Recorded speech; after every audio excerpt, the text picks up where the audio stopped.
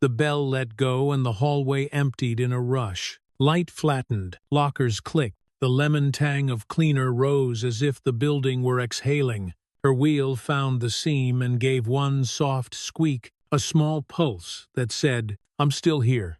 Zoe fell in beside her, scarf thrown over one shoulder. "You survived," she said. "Grating on a curve?" Kendra answered. They moved in the slow current that forms after last bell, when everybody pretends they're not watching anyone. At the stairwell, Dylan leaned on the rail like it had been installed for him. Tyler drifted into the ramp's mouth with the exact aim of an accident. Connor hovered behind them, a shoe toe tucked under the baseboard, like he needed something that wouldn't move. "Traffic advisory," Dylan said. "We've got to merge." Kendra kept her face neutral, the way she had with judges at tournaments, polite as a blade in its sheath. "Then yield." Tyler lifted his hands. "Didn't see you there." "You're looking at me," Zoe said. He blinked, stepped aside half an inch, did not apologize.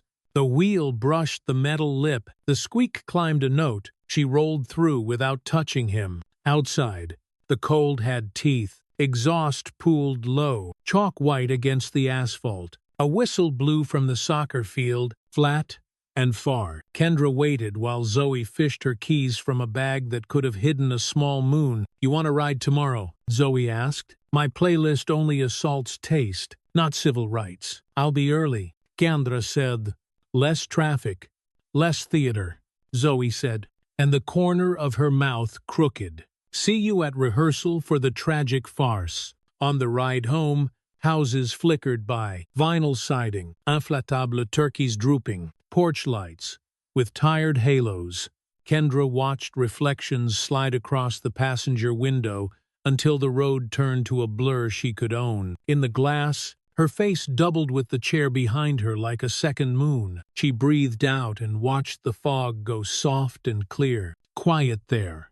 A good quiet. The garage gave back its familiar smell rubber. Detergent. The faint copper of effort, the heater coughed itself awake. Dust motes drifted in the slanted light like patient snow. Marcus stood by the parallel bars with tape in his hand, steady and fast from muscle memory. Naya placed the clipboard on the workbench. A pen laid across it, exactly straight. "How's the shoulder?" Nia asked. "It talks," Kendra said. "I listen when it's right." Marcus nodded toward the bars. "We start with holds, 30 seconds. Twice." Kendra slipped between the rails and set her palms, tape-biting, and then forgiving. She pressed down like she was sealing a letter. Knees unlocked, hips stacked, spine tall as a pulled string. The mat underneath took her weight with a low hush. "Breathe," Marcus said. She did. In through her nose, out through her teeth. The way you cool a thing too hot to hold. A tremor arrived, small, electric, not a failure, just news. She let it pass through like weather instead of trying to outrun it. When she sat, the chair eased an inch, and the caster sang its tiny note. The squeak again, not shame, a metronome. "Again," she said. They moved to falls. Marcus squatted, palms open, chin to chest, hand tight. "Don't reach for the ground like it owes you anything." Kendra tipped and let the mat take the slap. The sound was clean and flat and final. For a breath, she watched the underside of the workbench, a little spider's web vibrating with the room's hum. The quiet there was different. It held. Between rounds, she stretched her wrists. Nia wrapped an ice pack in a towel and laid it against the back of Kendra's neck. "Teachers," Nia asked, not prying, accounting. "1. Kendra said. "Good eyes." "A plant that's somehow alive." "Rodriguez," Marcus said, as if he'd already known the answer and wanted her to hear that he had. Kendra looked at the mirror and saw a girl in a sweatshirt and taped hands and hair gone to flyaways. Behind her, the chair waited. No apology in it, no pity, just a tool leaning on its own shadow. Dinner was rice and chicken, and the drum of rain on the back porch roof. On television, a local anchor smiled next to a graphic of a new scoreboard. Ribbon cutting tomorrow, boosters clapping like they'd invented daylight. The sound turned down to a rustle. Marcus clicked the remote, and the house returned to the smaller sounds. Forks on plates, water in pipes, the refrigerator's old man's sigh. Plan, Marcus asked. Kendra chewed, swallowed. Didn't speak until she had roots, she said. Ramps, long ways that aren't longer. Names, Nia said softly. In a notebook, not in your chest. Cámaras, Marcus added. The ones that work, the ones that don't. Where they point, who knows? Kendra nodded. She wiped her palm on a napkin and drew 3 words in the condensation left by Nia's glass. Route. Record. Reply.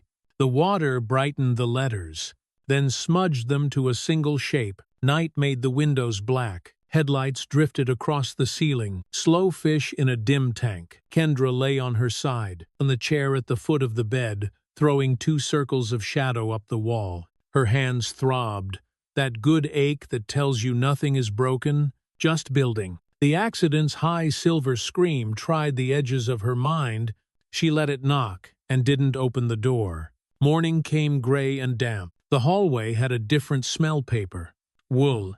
The ghost of cafeteria syrup from a breakfast she didn't want. She rolled in that thin hour before first bell, when custodians owned the building, and teachers leaned into their doors with mugs that steamed like promises. At the corner by the office, Miss Rodriguez taped a flyer to a corkboard. Debate club new members welcome. Her taped thumb smoothed the paper's edge as if straight lines could save a day. You're early, she said. Traffic, Kendra said. Miss Rodriguez turned, watching like the way some people listen. You have a good spine, she said, even when you're sitting. Compliment accepted. Kendra said, bring it to 5th period. Miss Rodriguez said, and that was that. By 2nd period, the school had woken up all the way. Shoes squealed and thudded. Locker slams echoed with the bombast of small kingdoms. Near the science wing, Tyler reached above Kendra to pretend to open a door for nobody. His elbow dropped just enough to shave a slice of space from her wheels.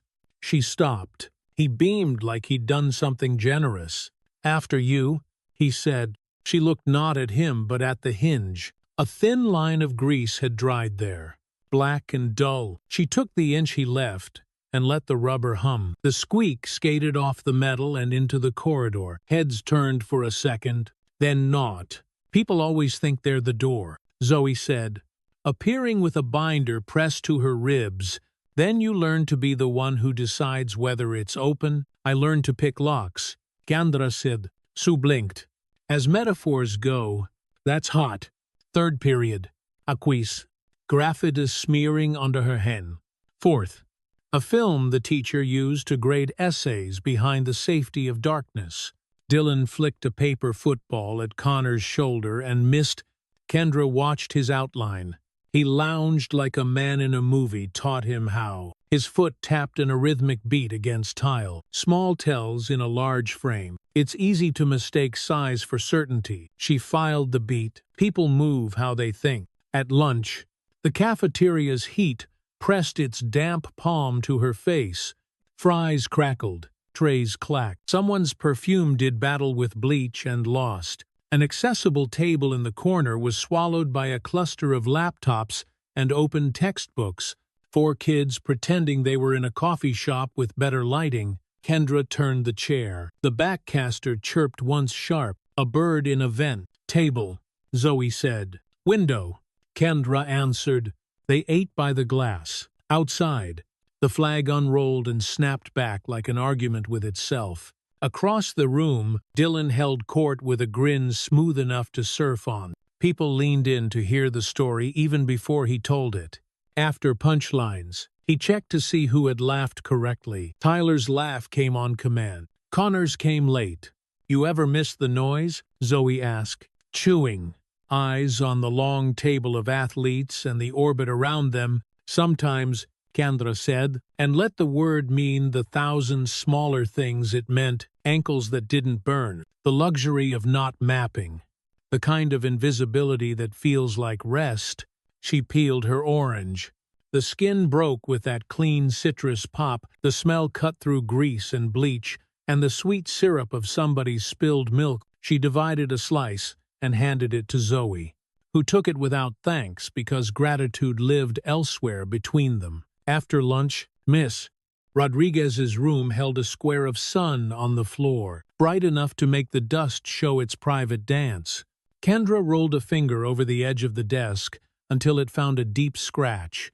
Years old, healed to smooth. Someone had carved a word there once. Someone else had sanded it down. The ghost of it remained, a history you could feel, not read. Baldwin, Miss Rodriguez said, and Chalk wrote the name with care. He says, "Not everything that is faced can be changed, but nothing can be changed until it is faced." I revan. The class was quiet in the good way. Pencils tapped, then stilled, a radiator hissed, a phone vibrated, and then remembered shame. Kendra touched the rim of her wheel with her taped hand, the rubber giving under her palm. The squeak, for that hour, didn't come. The quiet felt earned. The day thinned. Final bell broke open, a sound that felt like floodwater. Students poured and eddied. At the main staircase, Dylan raised his voice just enough to carry. "Heads up," he said. Mock concern, wearing a tie. Wheel traffic. Crowd control. Tuller echoed. Performing helpfulness like a talent show act, he stepped sideways into the funnel. Connor stepped out of it before anyone told him to. Kendra didn't break. She altered by degrees. The chair slipped past a backpack strap, skimmed a Letterman sleeve, found the seam. The tiny wheels sang. The note was clear and small, and right in the middle of her, midway between warning and claim. In the parking lot, the sky hung low and pewter and close. Zoe's Honda beagled when it recognized them, that silly electronic chirp that made a person feel expected by something. Kendra transferred with the practice slide. Hands firm, core steady, shoulder a brief flare and done. Zoe folded the chair and tucked it into the trunk with the economy of someone who has done it in rain, heat, and one time in a dress that didn't want to be helpful. "Tomorrow," Zoe said. "Early," Kendra said. Zoe leaned on the open door and looked at her a second too long. "You're doing that quiet thing. It's cheaper than anger," Kendra said, and then let herself smile, so Zoe wouldn't carry it home. Back at the house, the porch light flickered once and then held. Inside, the hall smelled like soap and a little like old books. A neighbor's bass pulsed through the wall and softened as if the plaster made peace with it. In the garage, the mirror kept its rectangle of self and room. Kendra set her palms, rose between the bars, and stood until her legs negotiated a truce with the day. She sat, let her hands fall to the wheels. The squeak came, a small, faithful thread through the quiet. Pre-climax breath, not a flaw, not a plea, a fuse counting under her ribs. Steady, patient, honest. The kind of sound you can hear when the world finally stops explaining itself and starts listening. The first sound was the small squeak. It slipped down the empty hallway ahead of her like a scout and came back in a thinner echo. The building smelled like mop water and paper dust, and the lights hummed as if they were tired of pretending to be bright. She rolled with a thermos wedged between her knees. The floor seams mapped under her wheels, a Morse code she could read without looking down. She used the long route toward the east ramp, past trophy cases that held 1,000 frozen smiles and exactly one story. Zoe jogged out of the gloom with a scarf and a grin. "You're a ghost," she said, pushing open the second set of glass doors, doors only open for legends at this hour, or custodians. Kendra said, "Same thing," Zoe said, and she tapped a finger against Kendra's armrest. Neuger. It was a clip-on mic, cheap and matte black, light as a paperclip. It disappeared against the charcoal of Kendra's hoodie. Zoe's phone picked it up with a green pulse, a heartbeat that matched the steady thrum of the building. Between them, the plan sat without needing to be named. The gym filled like a slow sink. Banners sagged at the corners, smelling faintly of dust and old tape. and the polished floor caught every step as if the wood remembered names. A booster in a blazer talked about a scoreboard gift and said community so many times the word forgot what it meant. Kendra parked on the edge of the bleachers with the other wheelchairs. The sweet stink of popcorn rolled up from the concession stand and fought the bleach-clean smell of the locker rooms. Vice Principal Johnson stood with a clipboard and a smile that didn't touch his eyes. He had a way of looking past people like he was checking for spilled paint. Dylan ran late by design. He slipped in through the side door with the practiced slouch of someone who knows an entrance is a stage. His Letterman jacket creaked, cool air still clinging to it, and he thumped shoulders with Tyler and Connor like trophies knocking together in a bag. A hand landed on Kendra's push handle. "Let me help you up closer," a woman said. Kendra didn't look at her. She placed her palm over the woman's knuckles, made warm contact that didn't need force. "I'm where I need to be," she said. The hand withdrew, embarrassed, leaving behind the smell of floral lotion and the soft apology only heard by the person it was meant for. Johnson introduced the donors and the team captain. The microphone popped and the scoreboard flickered to life with an electronic chirp, numbers flashing like a slot machine that never pays out. The gym cheered because that's what gyms teach you to do. Kendra watched Dylan soak it in and then glanced toward the administrative section to make sure his face landed where it should. When the rally broke, the gym decomposed into smaller storms. Sneakers squealed, the pep band bled into laughter, and confetti from some ill-advised cannon clung to the rubber tires of a janitor's cart. Kendra and Zoe drifted with the crowd until the bottleneck formed at the double doors. "Wheel traffic," Tyler called, hand up like a traffic cop who'd seen a movie once. "Make way for royalty," Dylan added, and someone snickered just enough to let the joke be found. Not advertised. Kendra took the gap left by people who didn't want to be the problem and moved through. The mic on her lapel caught the words, "clean as receipts." Second period. The elevator key was missing. The office smelled like burnt coffee, and a plant in the corner leaned hard toward one weak window, as if it had a hope the rest of them didn't share. "Mr. Ray has it," the secretary said. "Try after lunch." Kendra held the hall like a chess square. Stairwell door, vending machine. The mural that meant well. She breathed down the urge that said, "rush," and did the math on routes. "I can make it," she said to nobody and everybody, and she made it, but the stretch burned 2 minutes of her day like paper. In the accessible restroom, the fan rattled. Water ran somewhere behind the wall, like someone whispering through a pillow. She braced and transferred and stared at the tiny crack in the tile by the paper towel dispenser until it became a horizon line she could set her spine against. When she came out, Miss Rodriguez was at the fountain. "Key trouble," the teacher said, eyes going to Kendra's face instead of her wheel. "They're working on it after lunch," Kendra said. "Of course they are," Miss Rodriguez said. "Debate meets today. After school." "What's the topic?" Kendra asked. "Policy versus pity," Miss Rodriguez said, and she let the silence carry the weight it needed to. Fifth period slid open like a window. Sun dragged a bright rectangle across the tile in Miss Rodriguez's room, warming dust into motion and making the chalk look whiter, more certain of itself.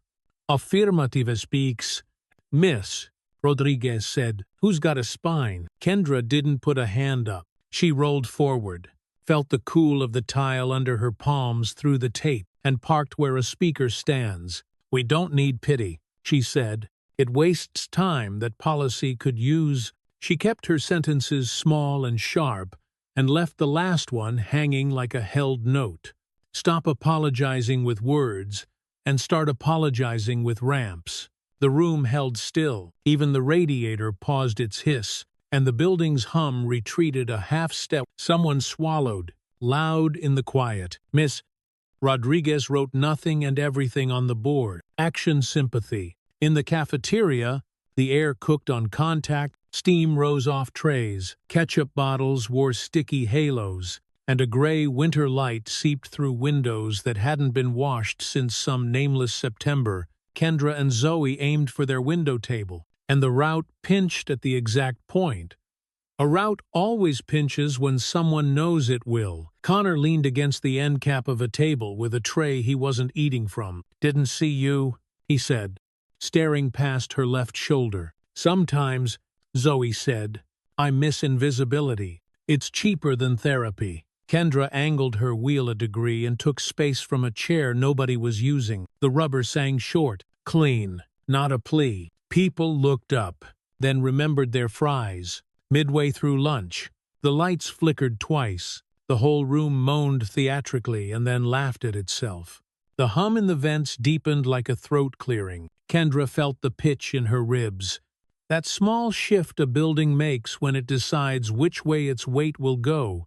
After last bell, the hallway was a river. Posters bowed in the draft, like they were acknowledging just how temporary tape is. Near the front office, a glass door opened on a wind colder than the day called for, and Mr. Reeves, the richer, older one, stepped inside with a scarf that probably had a biography. He shook Johnson's hand too long. Money smells clean, even through wool and winter, and the handshake had that smell. Kendra drifted close enough to catch the edges. "We appreciate your support," Johnson said. "Any student would be proud." Kendra didn't record their words so much as their shape. Support. Proud. Doors inside doors. Zoe bumped her hip against the chair. "Field trip," she said, chin flicking toward the back lot where the security cameras blinked their red eyelids. "I found the blind spots." "Of course you did," Kendra said. Zoe smiled. Small and mean in the right way. Girls gotta have hobbies. They tested routes like heists. Past the loading dock where a forklift left tire ghosts on concrete, through the corridor that carried the smell of gym mats and the metallic tang of the weight room, the back ramp hummed under the small motor of a soda machine, a bass note that made the ribs of the building vibrate. Zoe stabbed her phone toward a corner. There, a camera blinked and then blinked again. Offbeat. Like a drunk metronome, Kendra rolled forward until the red light disappeared behind a beam and stopped. In the quiet pocket, her own gear didn't blink. It listened. "I hate that I love this," Zoe said, then added, dry and flat, "I should start a non-profit Teen Girls Against Convenient Blind Spots." Sounds catchy. Kendra said, "Funded entirely by rich dads with bad sons," Zoe said, and they both laughed, a sound that surprised the cold and warmed an inch of air. At home, the garage had cooled. Metal gave back the day in faint clicks. Marcus taped fresh marks on the mat, little neon islands that told her where her feet belonged when the floor tried to lie. "Hypothetical," he said, as if they'd ever trained in any other kind. "By guy. Bad stance. How do you save your shoulder?" "Redirect," Kendra said. She let him grab her wrist, and then wasn't there anymore. Every step drilled until it lived in her bones. She took his momentum the way a stream takes a branch, not by force, but by offering the only easy path. He grinned because it still surprised him even when it didn't. "Again," he said. "Again," she said. And Nia watched from the bench with a towel in her hands, and approval she didn't need to say out loud. Later, Kendra sat at the table with a notebook. She drew the map without rulers. Ramps, stairs, doors that stick, names in the margins not as revenge lists but as calculus. Route, record, reply. The pen bled slightly through the page like effort seeping into muscle, and she didn't mind the stain. Zoe texted a short video. Dylan at lunch. Lighting, hitting his face like a stage light. Speaking low to Johnson near the trash cans. The words didn't matter. The angle did. The way power bends a shoulder, the way a head tilts when someone claims a room. Kendra saved it to a folder labeled with a date instead of a feeling. Evening arrived wearing the thin light of early winter. The living room television played a game nobody was really watching, the announcer's drone blending with the heater's sigh. Outside, A siren yawned and faded toward some other story. Kendra stood between the bars for a long, quiet minute and listened to her breath move through her like a tide that had learned patience. She lowered, hands on wheels, tape on palms. The tiny caster whispered its note, pre-climax breath. It threaded the room and stitched a straight line through the day's curves. A sound that had once meant exposure, but now meant intent. In bed, she scrolled through clips. She didn't watch for faces as much as patterns, timing, angles, exits. She labeled what needed labels and left the rest as raw material. She deleted one that only made her angry and kept 3 that would make someone else honest. She woke once to rain, and the small percussion on the sill. The room smelled of night and metal and the faint sweetness of detergent.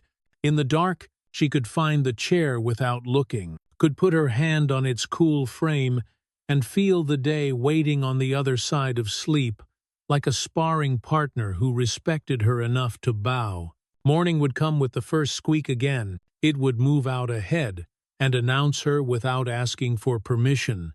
It would be personal, then social, then something larger. The way a metronome can set the pace for one person and accidentally for a room.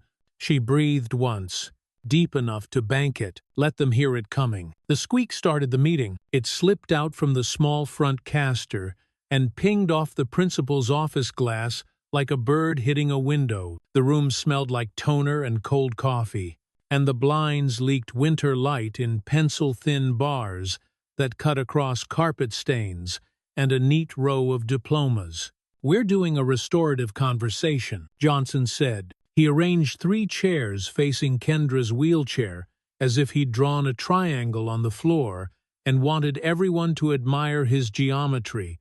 Dylan took the middle with a lazy sprawl, Tyler and Connor flanking him, and their Letterman jackets creaked when they settled like saddles on a fence. Kendra kept her hands still on the rims. Her lapel mic was a thumb of plastic against cotton, a heartbeat light hidden under the drawstring. She looked at the gold second hand limping along the office clock and thought of timing, not forgiveness. While the fluorescent hum filled the pauses, Johnson mistook for wisdom. "Language hurts," Johnson said. "We all want to make space for feeling." He nodded at Dylan like a stage cue. "Dylan, my bad if someone felt uncomfortable." Dylan hit the word felt and let it sit there like the story ended where it began. The leather tongue of his sneaker tapped the leg of the chair in a nervous metronome, and his eyes kept sliding past Kendra to the window where the parking lot lay white under thin sun. "We can acknowledge intent and impact," Johnson added. "Then we can move forward as a community." He turned to Kendra with a pastoral smile that had never touched a crisis. "Do you have something you'd like to share?" "I like clear paths," she said. "Ramps that aren't blocked, doors that open when they should." She let the second hand carry the silence and added, almost gently, "and conversations where people mean what they say." Tyler coughed up a laugh and smothered it with his sleeve. Connor studied a scuff on his shoe like it had answers. Dylan scratched his jaw and said, "For the record, we're always willing to help." And the way he said help was how a lifeguard might say sink. Johnson closed the session with a satisfied breath. "See? Progress." He collected papers he didn't need to move and stacked them with care. "Let's all be mindful." Outside, the hallway carried the thawing smell of wet wool. Students flowed around the bottleneck, created by a rolling cart, a poster tube, and Dylan's friend group without names. Kendra angled for the gap and watched shoulders tilt, not to make room, but to avoid being the reason someone had to. The caster sang its thin note and found her lane. Zoe fell in beside her like a pace car. "How was church?" she asked. "Full of hymns," Kendra said, and she almost smiled when Zoe grimaced. "We got it," she added, tapping her hoodie where the mic slept. "Clean. Then we back it up twice and hide it 3 places," Zoe said. "I like my insurance policies with redundancy." She lifted a hand to wave at Miss Rodriguez, who stood outside her classroom with a stack of essays like a shield. Rodriguez tilted her head toward the door. Sun made a warm rectangle on the linoleum, and chalk dust floated in the beam as if the room had learned to breathe. He called it restorative, she asked, closing the door behind them. He means reputational. For them. Kendra watched the dust lift and fall.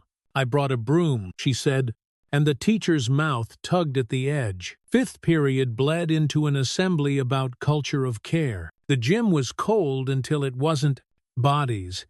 Heating air that smelled like popcorn shells and floor polish. The PA shrieked itself into compliance with a feedback squeal, the squeak rewritten for a crowd, and parents in the back flinched like they'd heard a real alarm. Johnson thanked donors. He said community 3 more times and broadened his smile when Mr. Reeves clapped like a man checking his watch. Dylan's jaw tightened at the edge's pride. Hunger? And something that looked like rehearsal, and Kendra wondered how many rooms he'd been taught to own. After, the gym drained in ropes of noise. A janitor with a salt-white mustache pushed his mop bucket past them. The water sloshed and carried a bleach tang that stung the back of the nose. "Miss Williams," he said under his breath, not slowing. "Camera by the east ramps out again. Thought you'd want the weather report." She turned, but he was already whistling, a tune as thin as thread, trailing down the corridor where exit signs threw green light on cinder block.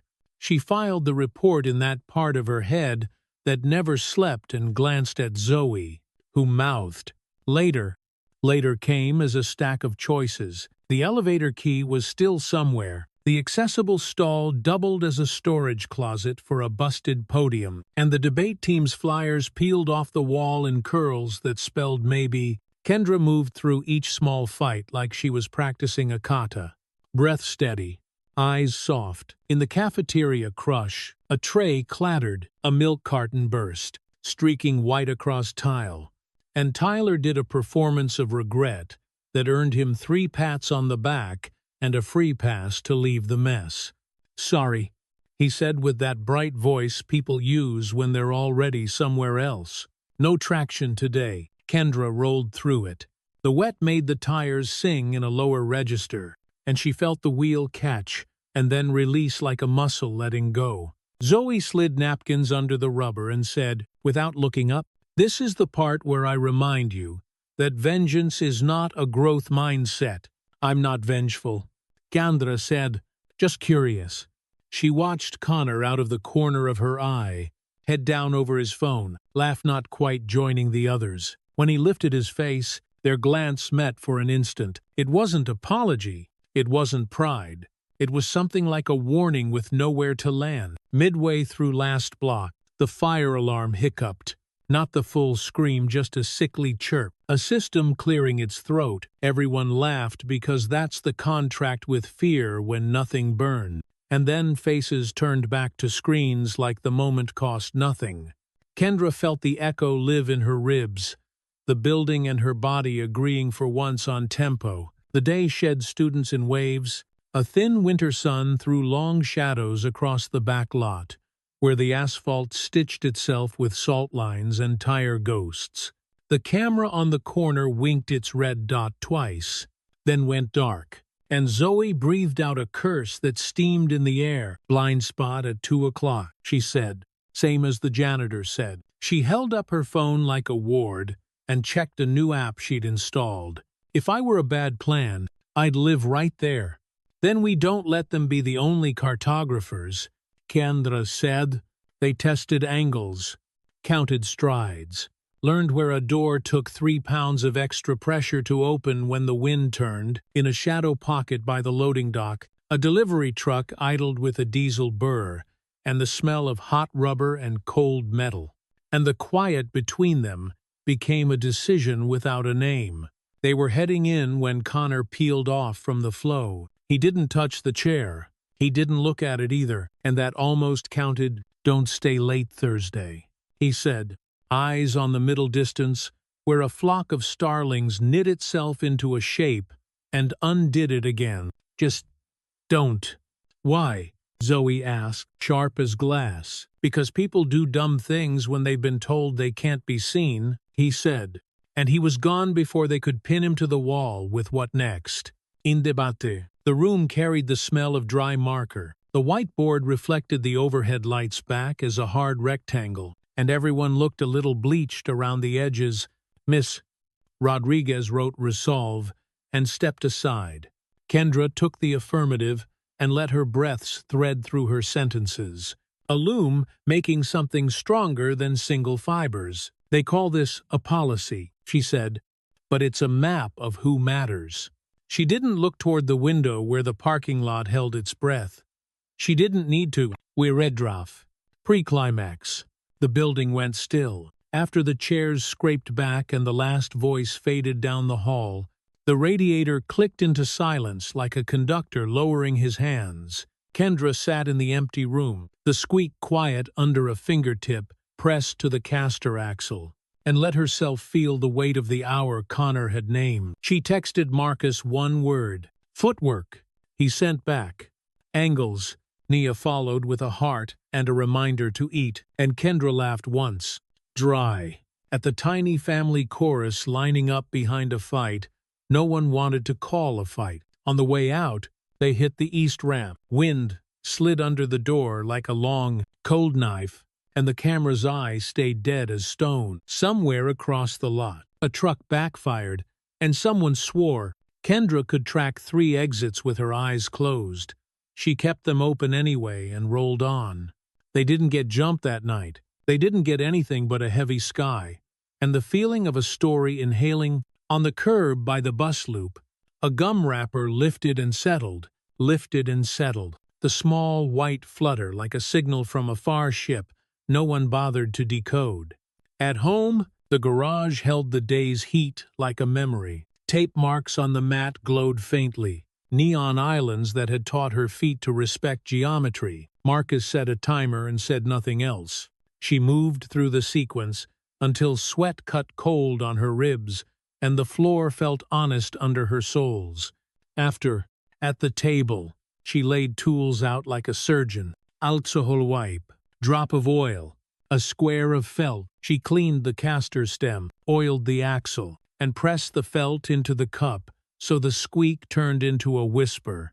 Zoe would miss it. Miss Rodriguez might say it had become a choice. Kendra held the wheel and listened to the new sound of her going. She backed the files up, one to cloud, one to a hard drive with a boring name, one to a thumbstick taped under a drawer that held mismatched chopsticks, and a hammer. She labeled nothing with poems, only dates and the clean arithmetic of time. When she finally killed the light, the house paused, pipes settled, a neighbor's dog arranged itself and sighed, and far off, a freight train spoke in 2 long notes that meant someone else's freight was moving through someone else's night. Kendra lay awake and counted the beats between the notes, finding their edges with her breath.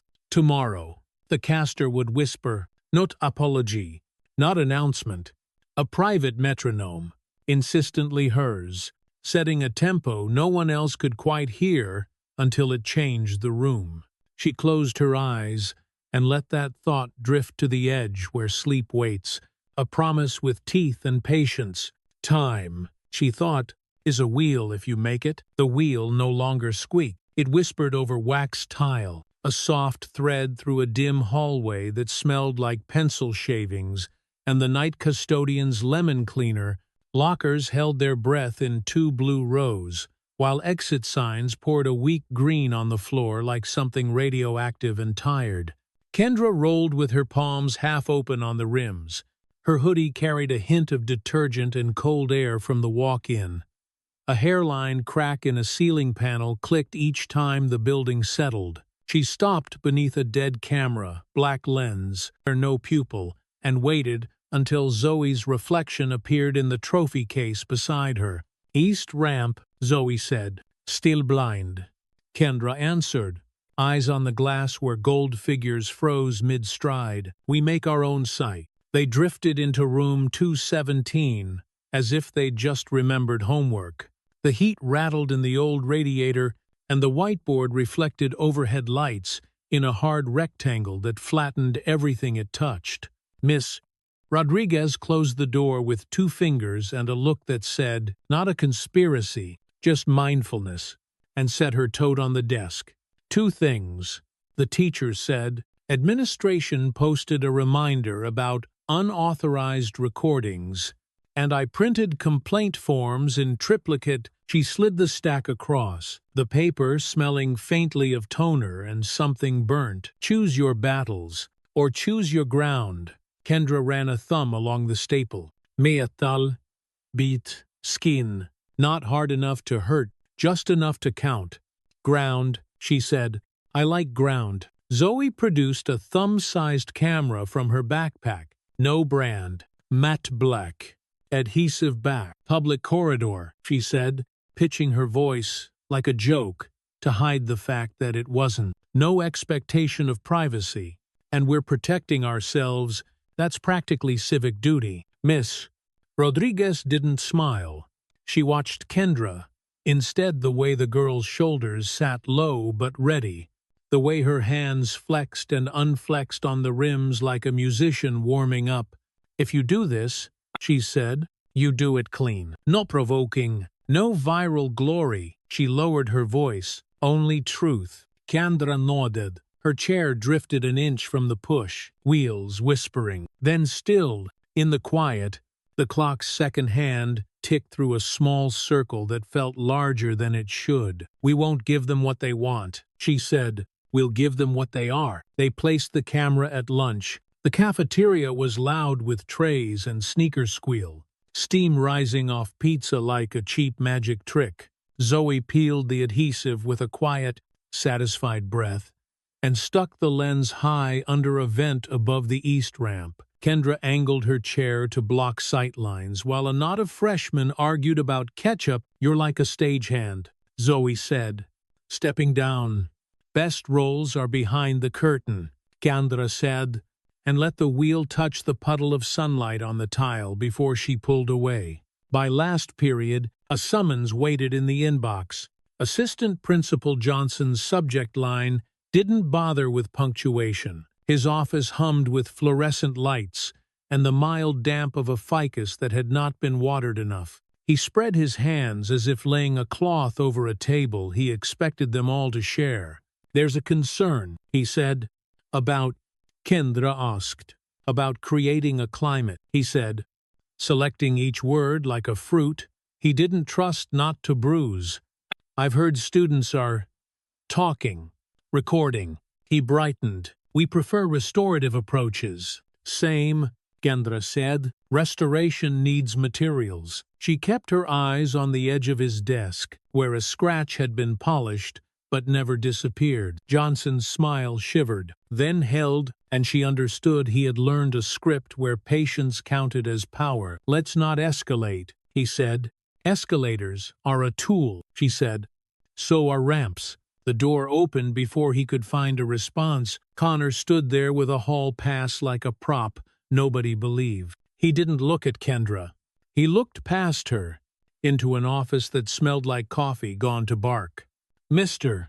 Johnson," he said, "Coach needs your signature on the bus list." Johnson left with a rustle of important paper. The door clicked soft behind him. Connor swallowed once, throat working, and kept his hands visible, palms empty, as if she might search him. "Thursday," he said. "They're mad."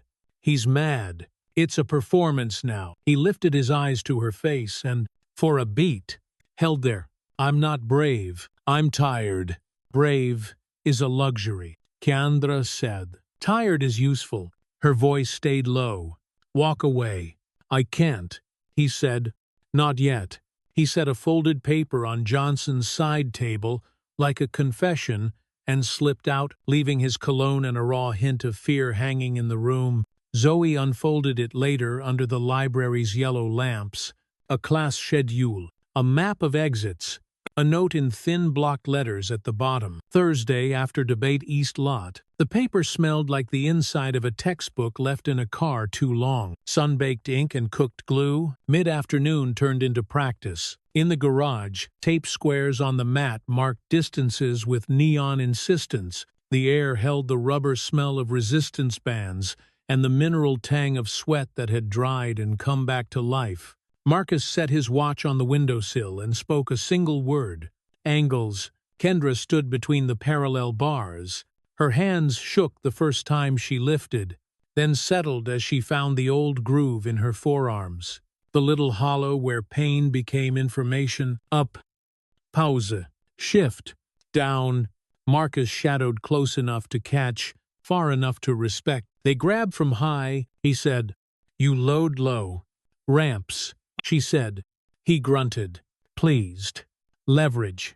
They drilled until her shirt stuck to her back. The mat learned her weight, gave it back, and the house finally breathed with her. After, when the water in the bathroom ran cold, then hot, then right, she caught herself in the mirror, hairline damp, cheeks stern and thought, not pretty, not broken, just assembled. Evening brought a pep rally. Gym lights buzzed, and the bleachers shivered when 100 rears found places to sit.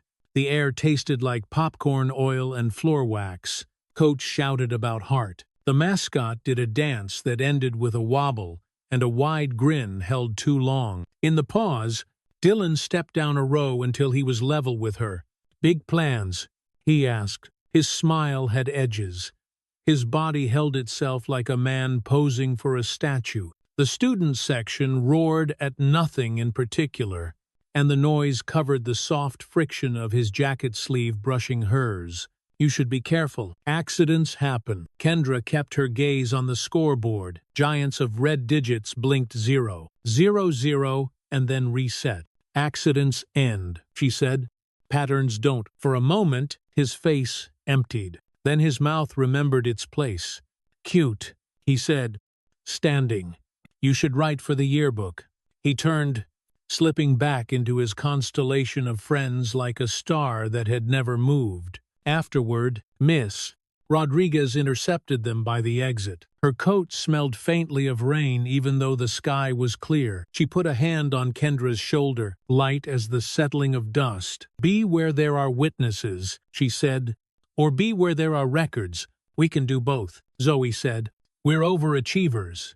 Kendra added, and that was the only joke they allowed themselves. Thursday came with brittle sun and a wind that made the flag slap itself hard on the pole. Between last bell and debate, the building exhaled students in waves. The ones who stayed behind made a new kind of quiet, punctured by locker doors and the janitor's radio mumbling a classic rock station through static. Kendra let the team argue about framework while she watched the light slide across the whiteboard. Midpoint of the meeting, her phone buzzed. A single word from Connor. Sorry. She put it face down and took a breath she didn't feel go in. Across the room, Miss Rodriguez ran a hand along the sill, eyes on the parking lot, as the long shadows of the SUVs elongated like threats that thought they were metaphors. They waited 5 extra minutes on purpose. The hallway was almost empty when the door clicked, and the cold slid its hand under their sleeves. The building hummed, that mechanical animal purr you only notice when you're alone with it, and the East Ramp's camera sat like a blind eye in a stone head. Outside, the air knifed the lungs clean. Gravel ticked under the wheels.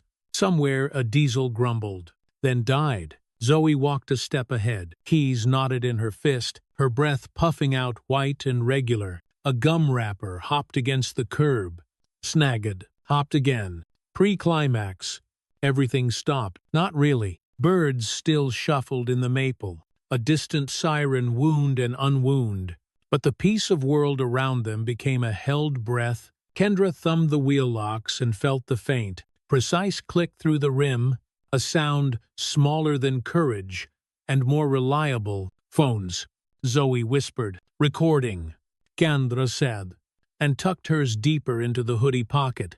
Lens peeking through a fray no one would notice. In the chair frame, another camera woke to a red mote, the size of a pinhead, and began to count. Footsteps scraped on asphalt.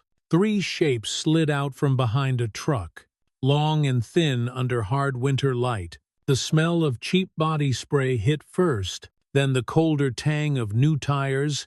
Dylan lifted his hands like a performer greeting.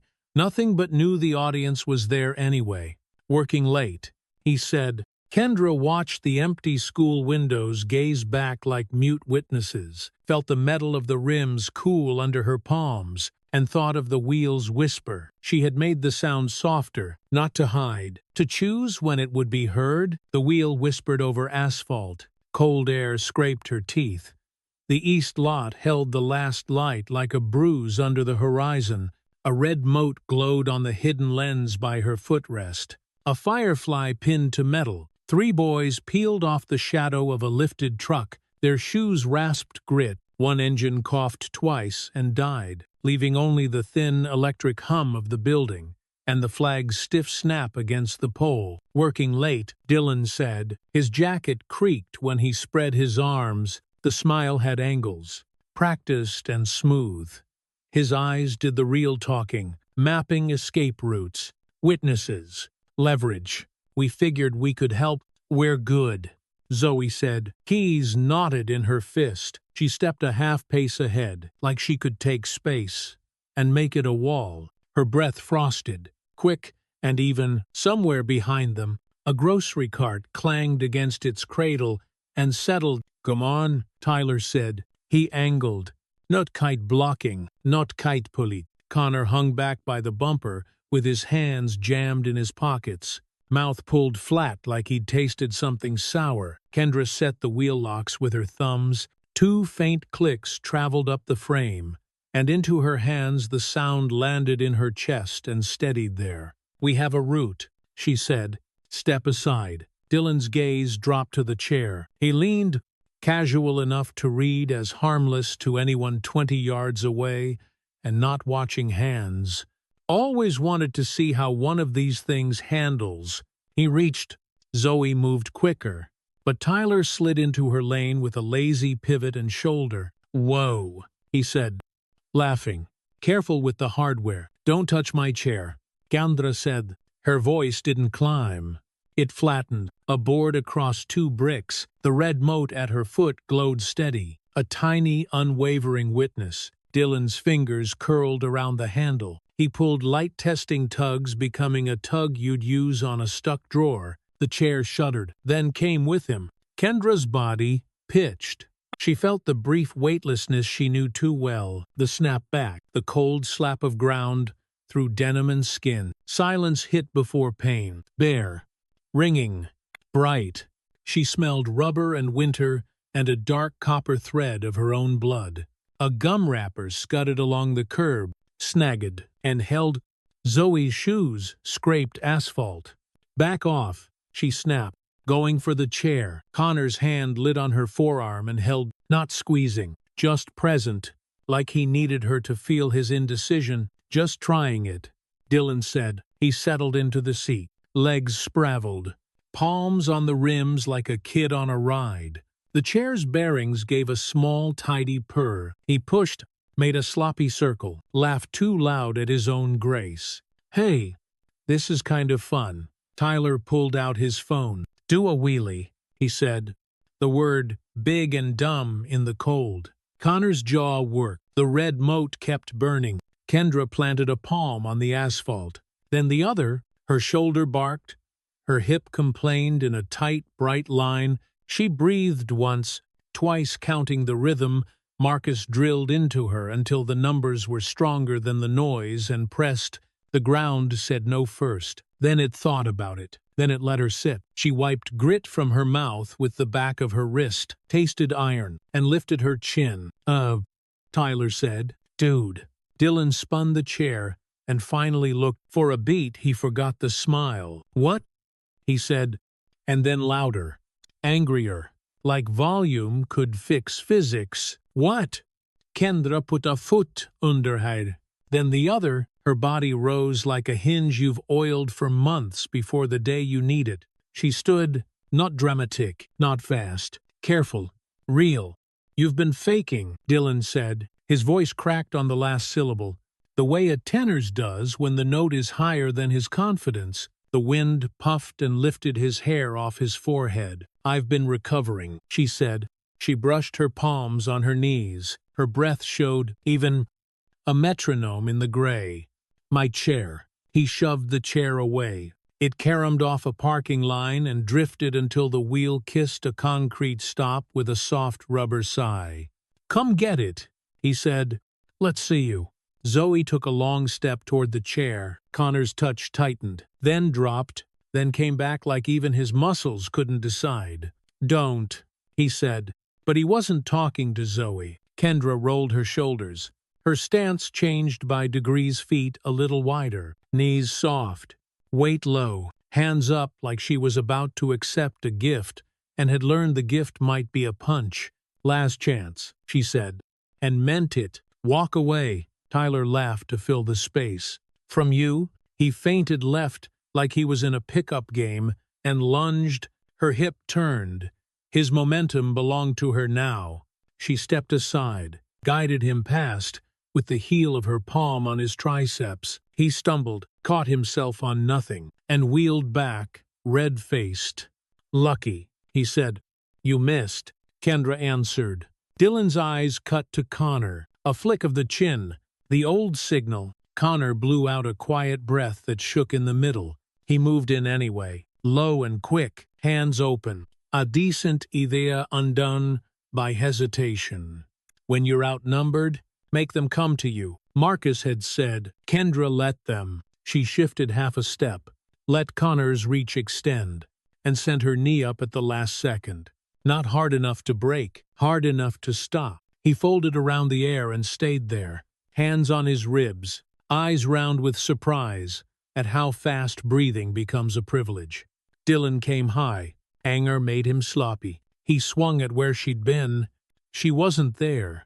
She ducked, reached, took his wrist, turned her hips the way a door turns on good hinges, and the asphalt found his shoulder with a flat, undeniable sound. Jesus, he hissed.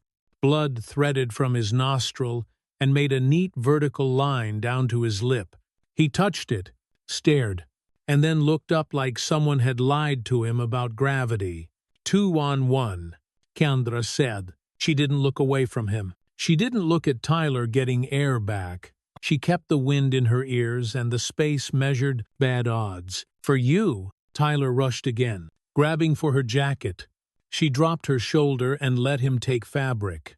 Not bone, a small circle, a foot behind his heel, a gentle gift to the ground. He went over with his legs, arguing every inch of the way. Dark humor slipped out before she could cork it. Coach, ever teach you to fall? She asked. Zoe's phone stayed up. Her hands had steadied, the lens framed chest to crown. Breath fogged the bottom edge for a beat and cleared. Nothing shook now except the tiny string on her hoodie dancing in the wind. Dylan pushed off the ground. He circled, moving lighter, recalibrating the way athletes do when they smell a clock. His pupils had narrowed to points. He didn't look at Tyler or Connor. He looked at the chair, then at Kendra, then at the dead windows of the school. He feinted right, came left. She slipped inside, and her palm met his nose. Up and back, a clean line that made his eyes flood. He made the sound all people make when their body resets priorities. Stop, Connor rasped. He half rose and half collapsed again, one hand up like he could hold a halt sign against the night. Tyler stayed on a knee, arm across his midsection, mouth open to catch air like it might escape otherwise. Pre-climax.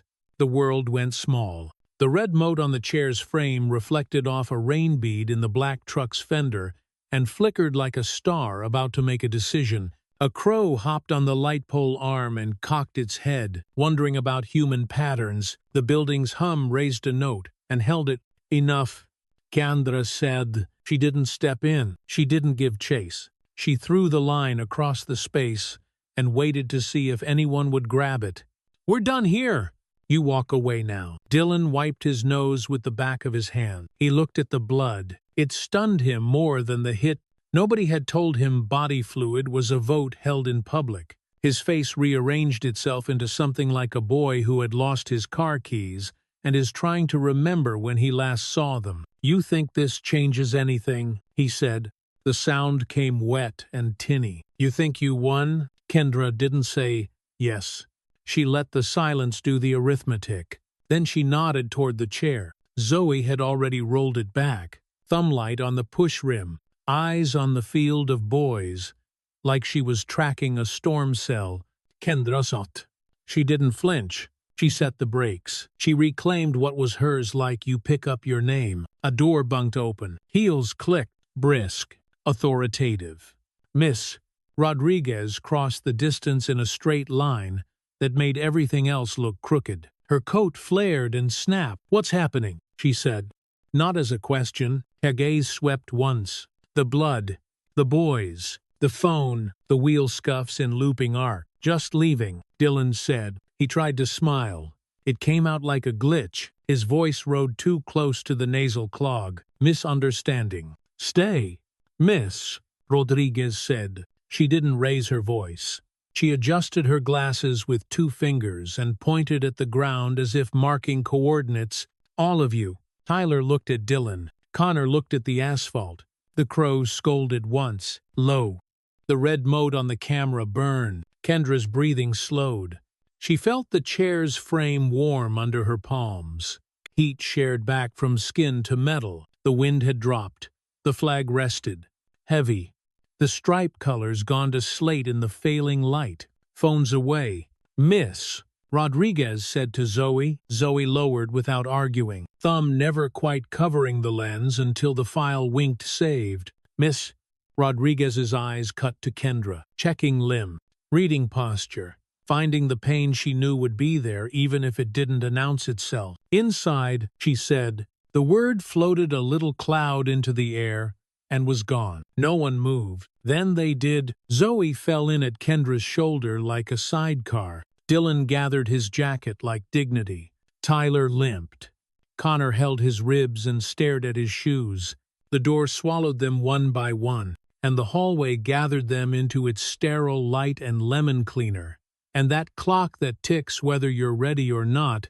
At the threshold, Kendra glanced back. The lot was a gray sheet now, stenciled lines, dimming, gum wrappers still caught and trembling. Her wheel rolled. The whisper returned, thin and certain. The red mote glowed in the glass as they passed, a small eye, watching. A single red light blinked on the receptionist's phone. The office smelled like lemon cleaner and exhausted paper, the kind that sighs when the copier cover drops. The hallway clock ticked behind glass. Each second seemed loud enough to bruise. Phones on the counter. "Miss," Rodriguez said. Her heels had stopped clicking. Now they just planted. She laid her own beside Zoe's, the cases touching. Kendra eased her chair to the wall and set the brakes, feeling the faint shiver in her triceps settle into heat and ache. A reminder under the skin that would talk to her later. When the adrenaline left and the night got honest, Vice Principal Johnson stepped out of his doorway, straightening his tie like it was a force field. How perfect. Part sharp enough to cut. He smiled the way people smile before they tell you to lower your voice. "What's all this commotion?" "There was an incident in the lot, Miss," Rodriguez said. Her tone was flat. A level tabletop where facts could be placed without rolling. Dylan hovered behind Tyler and Connor, who had both found something interesting near their shoes. Johnson's eyes slid past the boys and landed on Kendra. They softened, pretend soft. Policy soft. "Miss Williams, high school is challenging enough without dramatics. Let's all take a breath." Kendra didn't answer. She heard the low whir of the HVAC and the tiny tick of a crack in the window beside the secretary's desk. One of the fluorescent tubes had started to stutter. Light strobed over the attendance folders like a pulse with arrhythmia. "Show me." "Miss," Rodriguez said to Zoe. Zoe lifted her phone, thumb hovering over the red dot. She looked at Kendra. The nod she got was small and solid, a weight handed back. The video came alive with wind, noise, Rubber skated on asphalt. Laughter lifted and warped by cold. Dylan's hands on the chair. The pull, the fall. Kendra could feel the ground again in her bones, even while she watched herself rise. Slow and sure, as if the phone had known this moment needed a steadier frame rate than the human eye.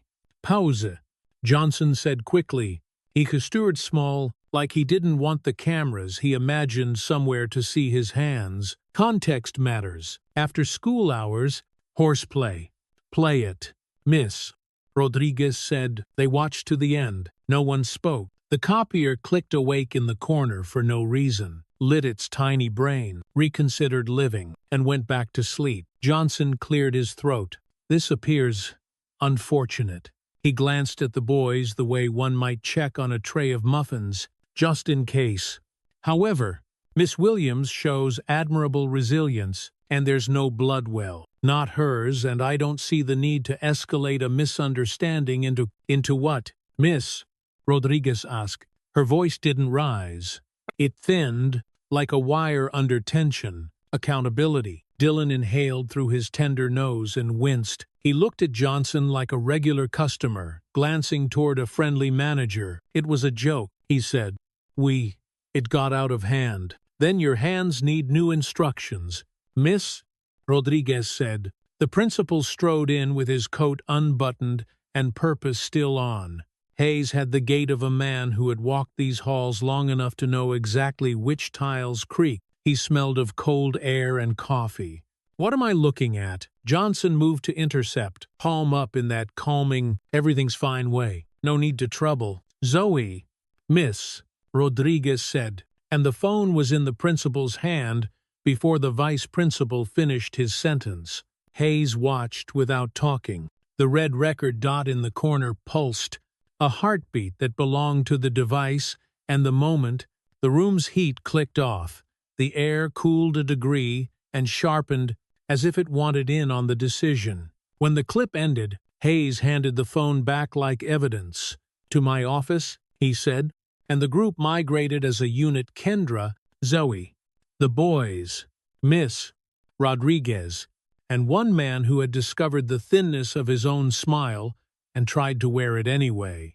Inside Hayes's office, the lights were warmer. Framed photographs lined a shelf. Teams, science fairs, a ribbon cutting, the grinning decade of a place. A cracked leather chair sighed as Kendra transferred slowly onto it. The cushion remembered other weights and made room for hers. Hayes took his seat and laced his fingers. Miss Williams, he said, are you hurt? I'm okay, she said. The words were true and not skin stung. Shoulders hummed. A deep core fatigue unrolled like a tide she would have to swim through later. She kept her back tall and let none of it show, except in the way she removed a fleck of asphalt from her sleeve with precise fingers. Boys, Hayes said, looking not at their faces but at the space between them. You have anything to say besides, it was a joke? Silence feathered the room. Tuiler shifted. Connor swallowed. Dylan lifted his chin a quarter inch and discovered the posture cost far more today than yesterday. Johnson cut in. Quick, Principal Hayes. We can handle this with restorative. How long has this been going on? Hayes asked him. No edge. Just a question that laid out like an empty road. Johnson blinked. Sir, how long? Hayes repeated. Has this been going on? A pause stretched until the walls leaned in to listen. Johnson's jaw twitched, a muscle trying to escape a face. There have been concerns? Minor concerns. Interpersonal, Miss Rodriguez. Hayes said without looking away from Johnson. You've raised concerns.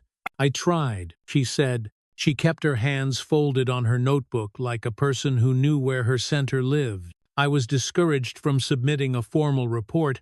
The midpoint pivot landed like a stamp. Hayes's gaze slid to the blinking red light on his office phone. One new message he hadn't checked. The color felt too loud now. Discouraged by whom? Johnson's mouth opened and closed. By me, he said finally, so quiet the carpet almost ate it. he advised. Discretion. Discretion. Hayes repeated. He breathed once, long enough to cool the word. We will be calling parents, we will be calling the board, and then we will be calling the police. Dylan flinched. His father's name hovered in the air like a guaranteed pardon. Kendra watched the idea form on his face and die there. She didn't celebrate it. She watched it the way you watch a branch break under the weight it asked for. "Sir," Johnson said, voice gathering speed from a news source panic. "Maybe, or the sudden uphill grade he'd found himself on, we should consider the impact on their futures. Start by considering hers." Hayes said. A kid beat held. Dust floated in a saffron angle of lamplight. The heating kicked back on with a soft throat. Clear, outside the window, a thin strip of sky deepened to the color of old bruises. Kendra put her palms on her knees to keep from shaking and let the upholstery smell old leather and furniture polish root her in something that had survived other storms. Secretaries called. Voices became messengers in the hall. Coat sleeves whispered. The red exit sign over the door glowed steady. A warning. A promise. There is a way out, and it will cost you your feet. Parents arrived in staggered bursts of cologne and urgency. Mrs. Martinez first, cheeks flushed. Her relief at seeing Zoe unhurt morphing to anger when she saw the boys. Then the Williamses. Nia's hands already reaching. Marcus, a wall of quiet with a pulse. It took in Kendra's posture, the bruise darkening on her hip, the set of her jaw, and let his shoulders drop. Just enough to say, "You did it, and I'm still here." "Any injuries we need to treat now?" Nia asked. Her fingertips hovered over Kendra's shoulder before settling. She read heat like a nurse reads charts. "Ice when we get home." "Yes, ma'am," Kendra said. Marcus didn't speak. He stood where Dylan could see him and didn't blink. The boys' parents swept in after, money in their coats and impatience in their hands. Mr. Reeves led with volume. Mrs. Reeves led with disbelief. Mr. Brooks brought a lawyer's stare, as if that alone could file a motion. Connor's mother looked small inside a big sweater and took one look at the video and sat down like her knees had been debating it anyway. Self-defense. Mr. Reeves said when the phone finished telling the story again. "She assaulted my son." No one answered for half a beat. Then Hayes said, "Your son yanked a disabled student out of her wheelchair on school property and attempted to continue the assault." His voice didn't rise. It condensed. "We are past euphemism." Mr.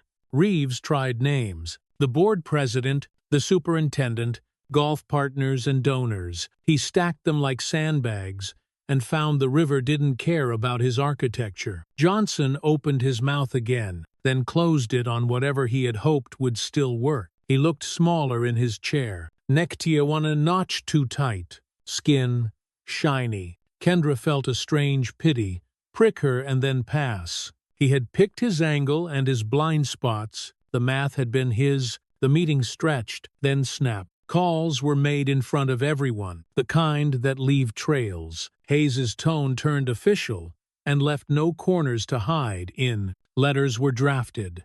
Temporary suspensions issued pending board action. A uniform walked in, not with cuffs but with a clipboard, and took statements in tidy printed lines that would live in a file longer than any hallway rumor. Kendra used the quiet between questions to breathe. She answered what she was asked. She left what she needed to for later. Zoe squeezed her wrist once under the desk, quick and fierce, and let go before it looked like anything but a fidget. "Miss Williams," the officer said near the end. He had tired eyes and winter on his coat. "You want to press charges?" Kendra met his gaze. She saw the paperwork in his future, and the nights it meant for families. She saw her own nights, the ones these boys had tried to take. "Yes," she said. It wasn't revenge that moved it. It was gravity. After, the room emptied by layers. A coat here, a sigh there, a final flare-up that died when it hit Miss Rodriguez's stare. "Mr. Reeves left with his son and a promise to call someone who might make it all go away. "Mr. Brooks," muttered precedent. Connor's mother touched Kendra's elbow and whispered, "I'm sorry." Like an apology could be a bandage you leave anonymously, Zoe left with her mother, both of them light on their feet and heavy in the chest. Hayes stood and faced Johnson. "Turn in your keys," he said. "You're on leave pending investigation." No extra words to make it nicer, no little ladder to climb down. Johnson nodded, the movement stiff, like gears that hadn't been oiled because the machine believed itself immortal. The pre-climax breath held, red exit sign glowing over the door like an omen. Kendra watched the man who had told her to be careful of boys, being boys walk out under a verdict he hadn't scheduled for himself. Pride ran through her and left its heat behind. The ache in her hip announced itself again. Practical and precise. Marcus touched her shoulder, feather light. "Can you walk?" he asked. Not a challenge, not a demand, just a father who'd learned to ask. "Not tonight," she said. She smiled without showing teeth. "Tonight I sit." He smiled back, the small kind that starts in the eyes. They rolled into the corridor slowly.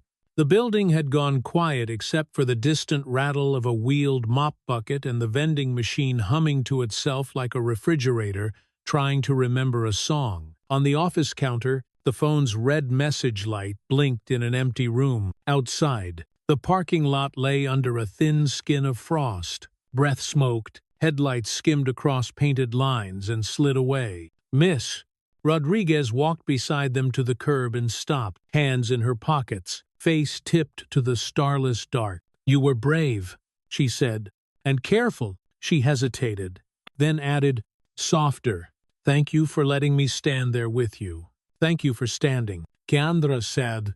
They parted at the crosswalk. The flag ropes clacked against the pole in an irregular rhythm, a metal heartbeat gone syncopated. When Marcus opened the truck door, the dome light washed them in halogen and warmth already being spent. Kendra looked back once through the windshield. The school stood with its rows of glass like cold eyes. In the entryway, a security camera's pinhole LED glowed the color of coals and stopped blinking between breaths.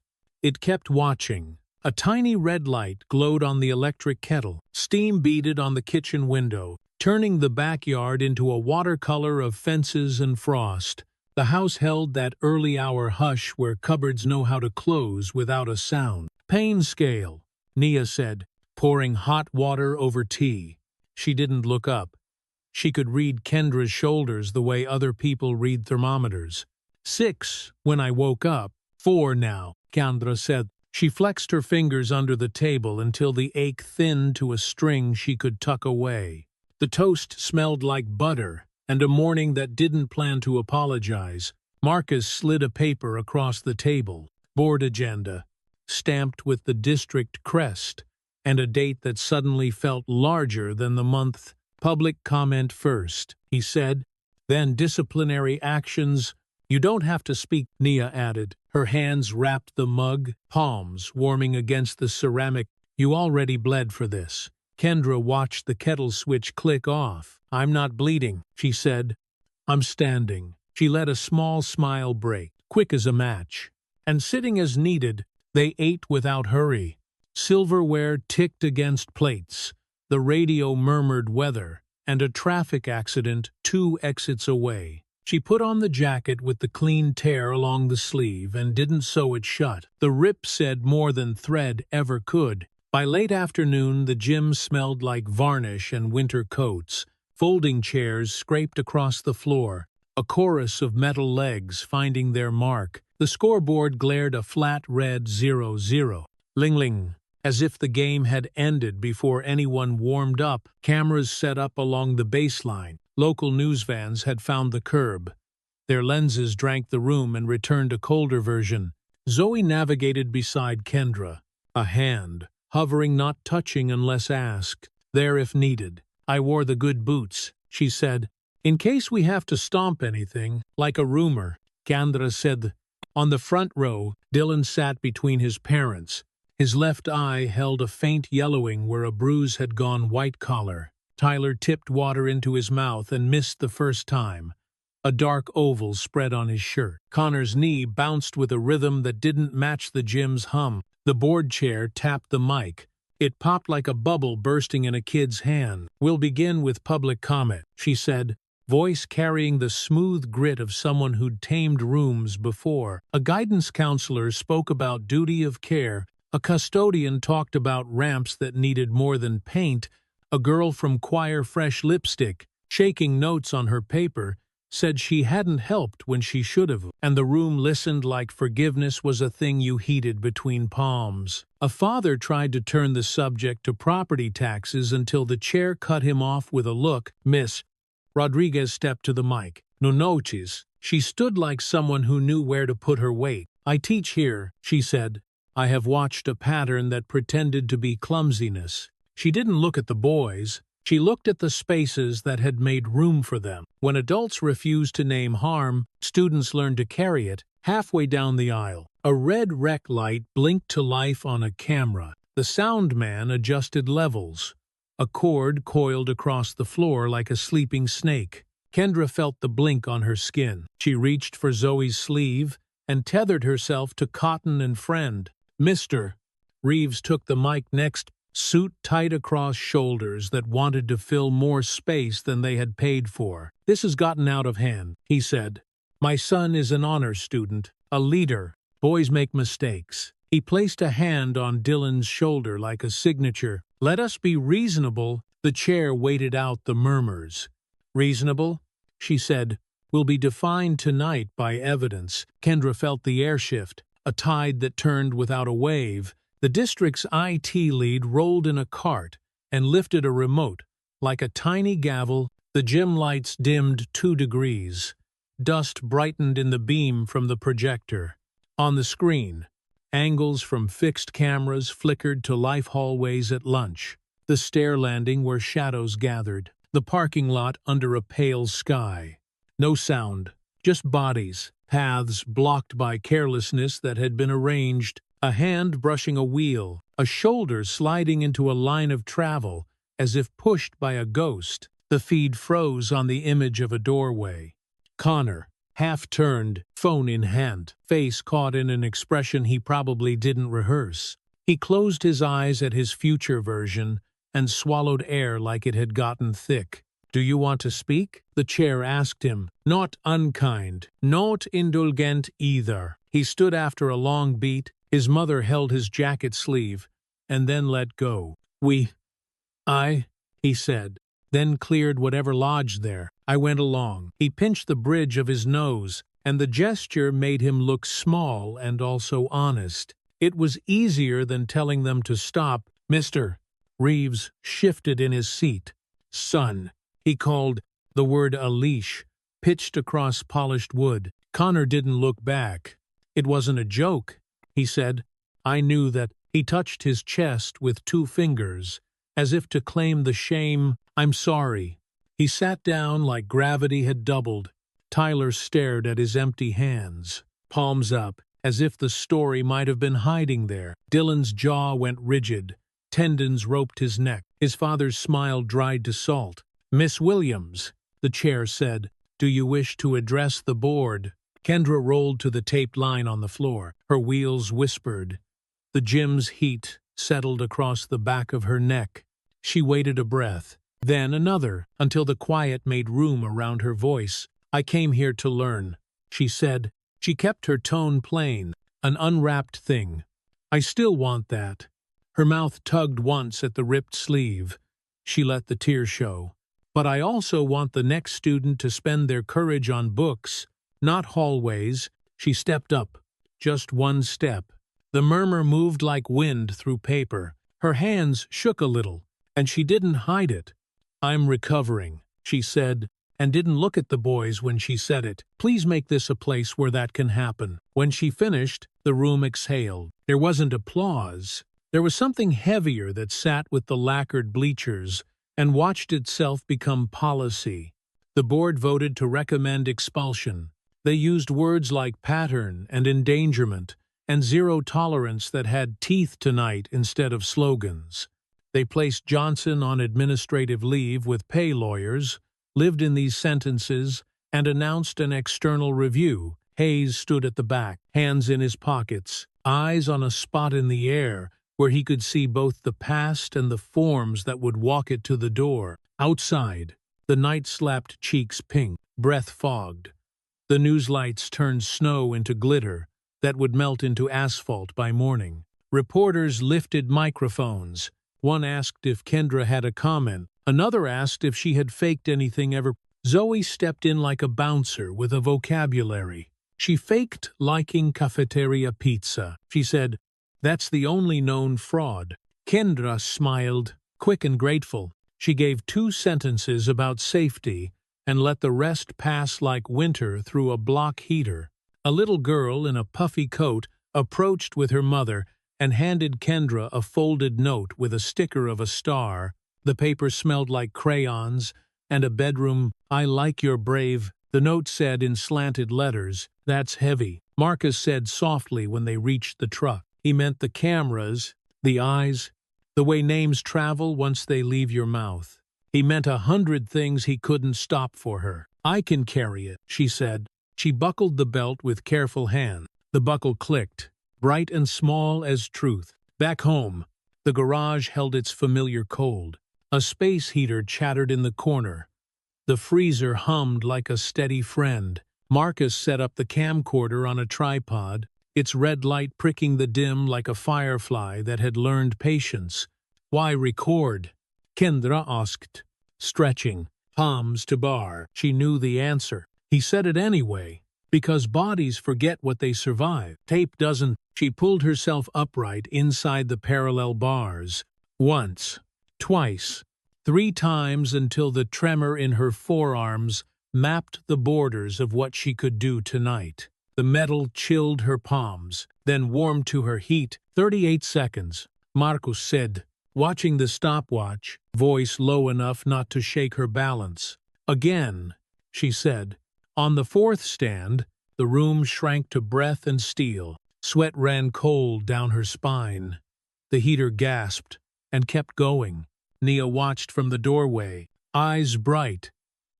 Not with tears, but with focus, honed to a point.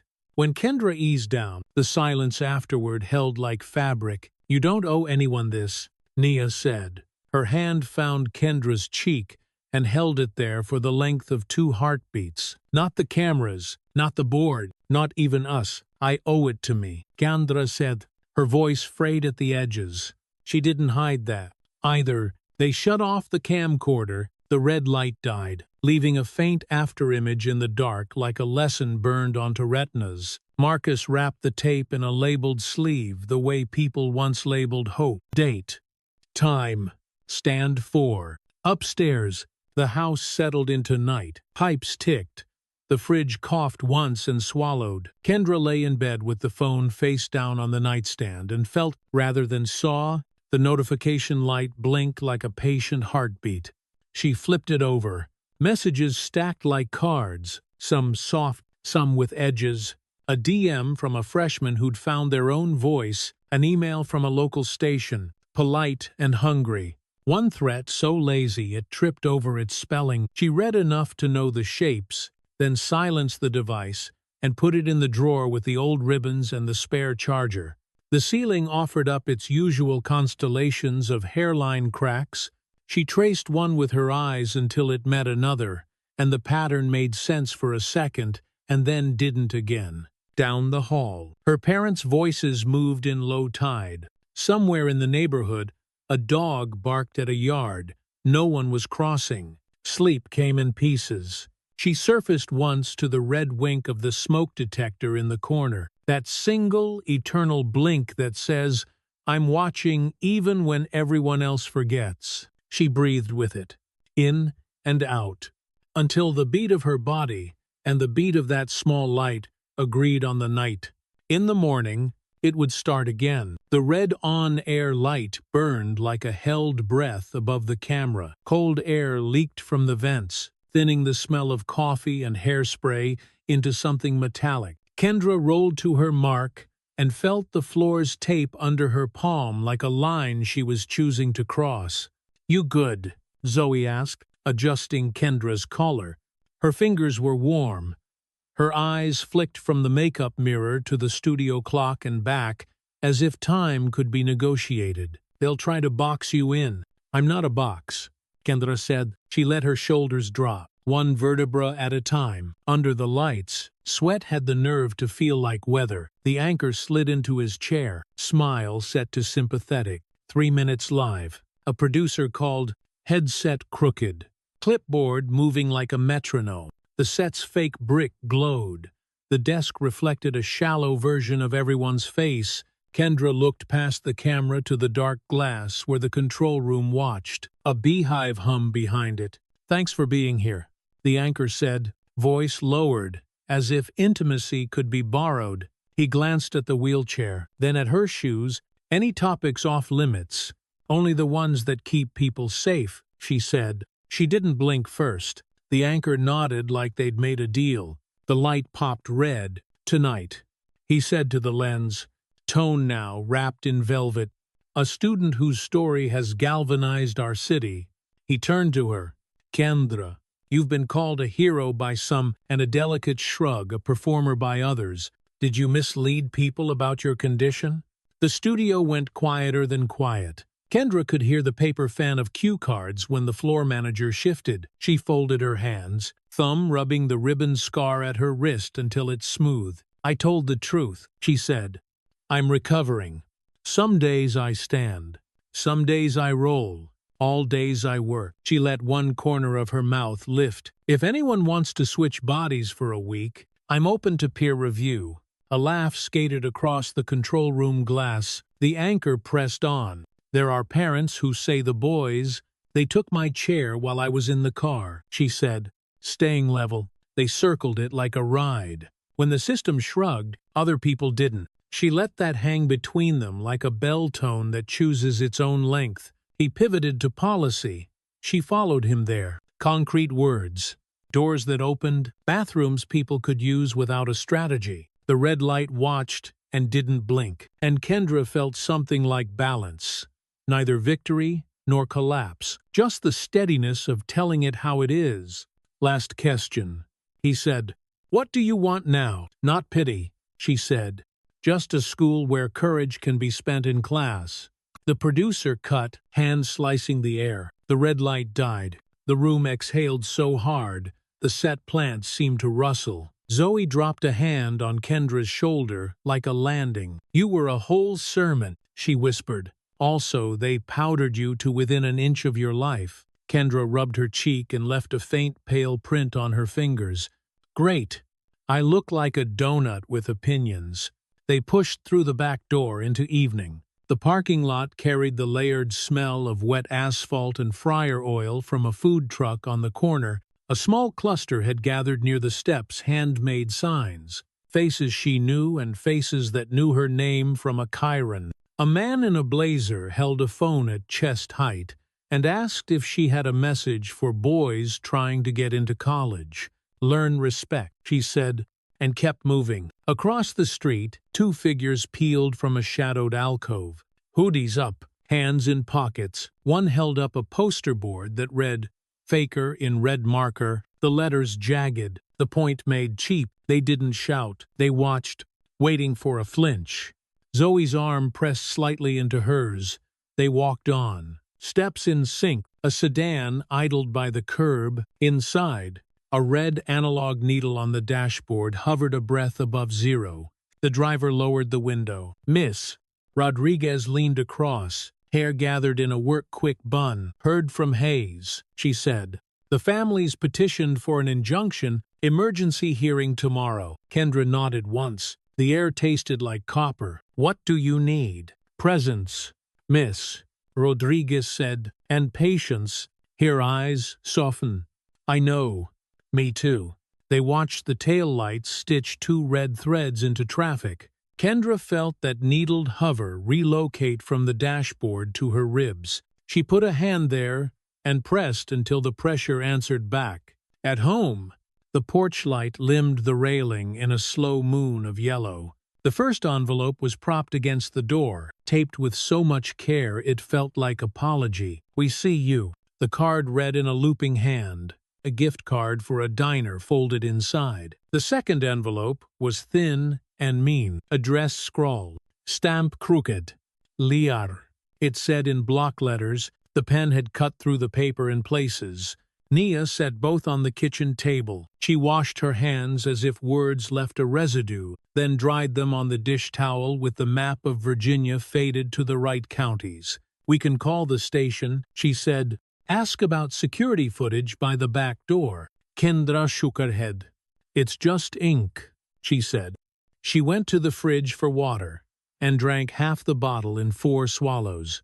The cold a fast ladder down her throat. The house hummed around them like it always had. The garage held the morning's warmth in the rubber mats. Marcus had set the parallel bars with a new chalk line, yesterday's longest stand. The camcorder waited, black square, lens capped, red LED dark. He watched her read the room, this small square of the world where work meant progress and not posture.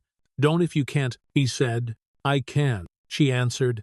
She always answered that way. Sometimes it meant yes. Tonight it meant try. She gripped the bars, palms tacky with chalk, and rose. The heater knocked, counting seconds. She breathed up through the ache and down through the shake, eyes finding the chip in the concrete, under the freezer as if it were a horizon. At 30 seconds the world narrowed. At 40 it went quiet. At 42 she smiled, just the teeth necessary. At 45 she eased down, knees catching the tremor and turning it into a sigh. The camcorder stayed off. "We're saving that one for the hearing," Marcus said, pragmatic not to kill the pride. Hard things are precious because they're not everywhere. Her phone buzzed on the workbench. Unknown number. The text preview read, "I need to talk." She ignored it, then watched 3 dots appear like a conscience. A second bubble followed. "It's Connor. Please." She met him at the all-night diner on Broad, where the coffee tasted like the color brown. The bell above the door rang in the minor key of grease and pies. A red neon open sign hummed against the glass, a rectangle of stubborn light. Connor sat in a corner booth, hat low, hands woven together like a net he was stuck in. "Thank you for coming," he said. He didn't reach for her hand. He didn't look past her to see if anyone was filming. "Make it useful," she said. She slid into the vinyl seat, its rip patched with silver tape. The waitress poured water without asking and set down a menu as if people might still choose comfort. He fumbled with his phone, then stopped and took out a small recorder instead. Old school. Thumb over the play button. Knuckle whitening. "I recorded something," he said, voice scraping. After the board meeting, he swallowed. "Dylan's dad." In their kitchen, she nodded for him to hit it. A man's voice filled the booth, rich and practiced until the temper kinked it. Threats dressed as advice. A name. Johnson spoke like a tool. Money phrased as the world's only language. Evidence would disappear. Reputations would be made. A story would be set like concrete around a truth that struggled under it. The recording ended with a chair leg screech. Connor flinched like he could still hear it. "You have to give this to Hayes," she said. "I will," he said, exhale shaking. "With you, if I do it alone, they'll say I misunderstood. If I do it with you, they'll say you made me." He stared at his water until the ice stopped clinking. "I'm not asking you to forgive me. I'm not here to be asked," she said. She considered him, the way his hands couldn't decide where to rest. "I'm here to end this." "That helps." They left without dessert. On the sidewalk, their breaths made brief ghosts. He shoved his hands into his pockets and stepped off in the wrong direction, corrected, and didn't look back. The neon open buzzed behind them like a stubborn fly, refusing to die. Back in the kitchen, the house was a ship in a dark harbor. Nia sat at the table with the laptop open to a blank post window. Marcus leaned on the counter, arms folded, wedding ring winking when the streetlight slid through the blind. "Reeves will smear you tomorrow," Nia said, gentle as a diagnosis. They'll play the standing clip without the fall. They'll call you opportunistic. They'll drag your body through a court of public opinion and pretend it's a lesson plan. Then we set the terms, Kendra said. She reached for the camcorder on the counter and popped the tape door. The cassette slid out, warm from earlier. Label blank. She picked up a Sharpie and wrote, Truth, then crossed it out and wrote, Training.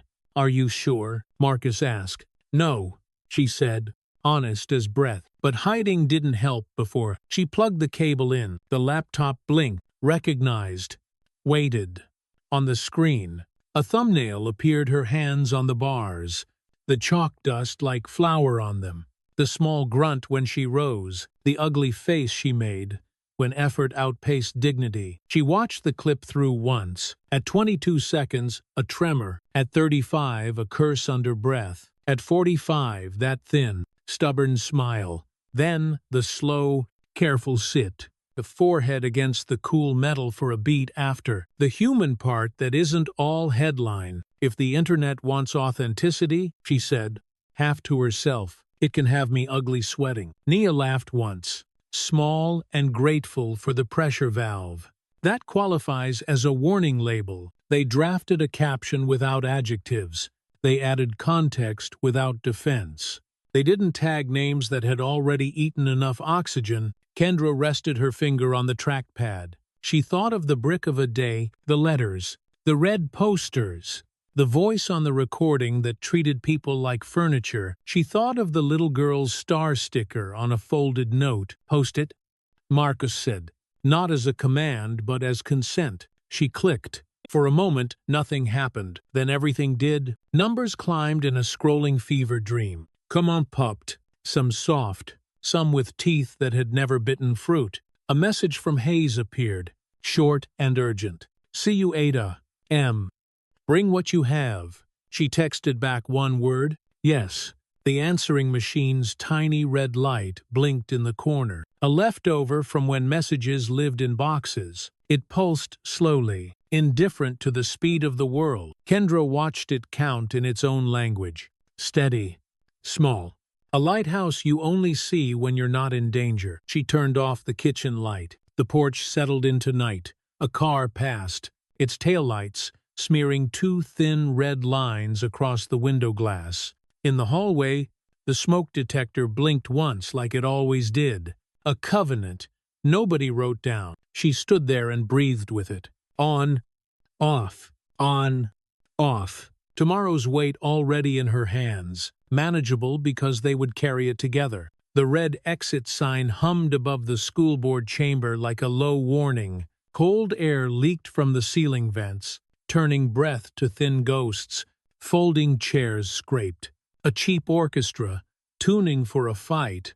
No one would admit they came to watch. Kendra rolled down the side aisle and felt the room lean. Zoe walked close enough that their sleeves brushed. Marcus carried a canvas bag that looked like it could hold a week and a war. Nia tucked a strand of hair that had escaped the clip.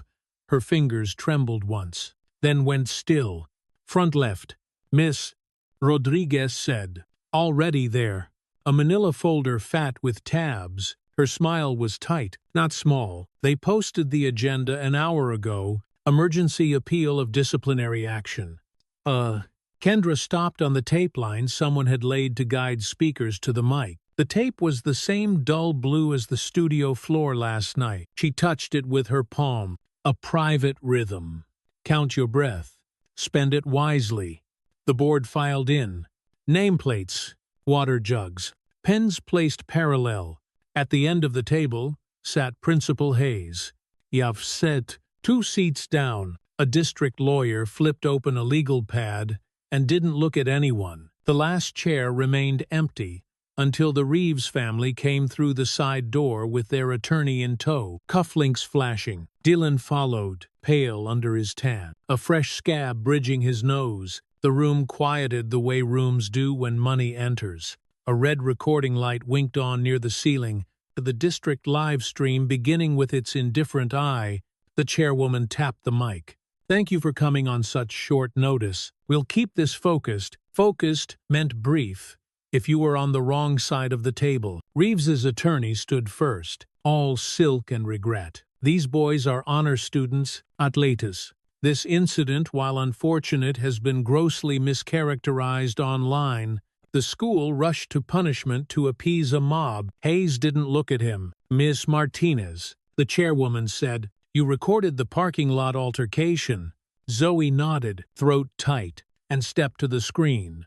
The video filled the room with sun flare and asphalt grit. Laughter echoed, wheels squealed. The sound of bone hitting ground went through the chairs and into the floor. Someone in the second row swore under their breath.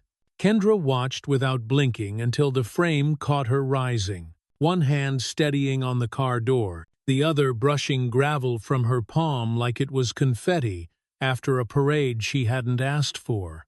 Context, the attorney said quickly. Miss Williams had the ability to stand. I had the ability to suffer, Kendra said, voice level. She didn't move toward the mic. She let the mic come to her. You can stand with a concussion too. Doesn't mean the hit was okay. A murmur rolled the back row and broke on the dais. The chairwoman held up a hand. We're not trying the criminal matter here. We're reviewing process. Miss Rodriguez. The teacher rose. For weeks, I watched behavior designed to look like accidents. Books dropped. Doorways blocked. Words that leave no bruise. She placed a single sheet on the table. I tried to file. I was discouraged. She didn't say Johnson's name. The air said it for her. Reeves's attorney smiled without showing his teeth. And you interpreted teenage clumsiness as malice. My job is reading subtext, she said. It wasn't clumsy. Kendra could smell coffee gone cold. She could hear the clock tick behind the board like a distant metronome, keeping time for people who'd lost their beat. She placed her hand over her ribs, where breath labored when rooms leaned. Miss Williams, the chairwoman said, we've all seen your post from last night. Would you like to enter it into the record? Kendra rolled to the table and set down the camcorder tape. She had written training on the label in block letters that weren't pretty. It shows work, not performance. She looked at the lawyer, then at Dylan's father. There's a difference. They played the clip on mute. It was worse that way, the strain loud in the face, the tremor, a visible thing trying not to be noticed. At 45 seconds, the camera caught her small smile. A woman at the back dabbed at her eyelid as if a fly bothered her there. Compelling, the attorney said, and pivoted. But it doesn't change the fact that these punishments are ruinous to 3 boys' futures. We have affidavits attesting to their character. Character is what you do when you think the hallway is empty, Hayes said. It was the first time he'd spoken. His voice was gravel-washed clean. Objection, the attorney said to a room without a judge. Is your goal accountability or spectacle? Truth, Hayes said. The chairwoman nodded once, then looked to the side aisle where Connor stood half hidden behind a pillar. His hat was in his hands now. He stepped forward, like someone stepping off a moving train. I have something, he said. His voice struggled at first, then found him. I was part of it. I made jokes. I blocked doors. I didn't stop them. That's on me. He held up the small recorder like a neutral object that had somehow acquired heat. I recorded Mr. Reeves the night after the last meeting. Dylan's head snapped toward him. His father didn't turn at all. Connor, the attorney said, smile finally breaking. Be careful. Connor pressed play. The room filled with a kitchen's acoustics metal on stone. A man's voice led out, like a plan. If you say one word, you'll wish you hadn't. We run this town. The superintendent is a phone call. The board listens to donors. I'll make the tape disappear. I'll make that girl disappear. The pouch of silence after the last sentence did more work than any speech could. No one spoke. In that beat, the hum from the exit sign felt almost kind. Is that your voice, Mr. Reeves? The chairwoman asked. Reeves stood so slowly it looked like the chair rejected him. What you're hearing is a father protecting his son. Emotional language. It's a threat, Connor said. He was shaking now. But he didn't look away. Reeves's face purpled. Pride, outrunning counsel. You think you can accuse me in public and keep your scholarship? Son, you don't even know how many locks are on the doors you walk through. Enough, the chairwoman said. Her gavel hit wood, a small crack that said a line had been crossed. She turned to Dylan. Young man, do you wish to address any of this? Dylan stared at the table. His right knee bounced. He opened his mouth once, closed it. When he finally spoke, the words came from somewhere behind his teeth. We were messing around, he said. It got out of hand. He swallowed. I didn't think about her as he looked at Kendra and flinched. As a person I could hurt. Nia's breath left her like a leak she'd been hiding. Marcus's hand found Kendra's shoulder and rested there like home. The attorney reached for the mic, but Reeves beat him to it. If this board lets internet outrage set policy, you're finished, he said. Loud no. You'll invite lawsuits you can't pay for. You'll lose donors. You'll lose the right to call ourselves a school if we can't protect students. Hayes said. He didn't raise his voice. It cut anyway. The chairwoman conferred with two members in low tones, lips tight. When she faced the room again, she didn't clear her throat or soften her eyes.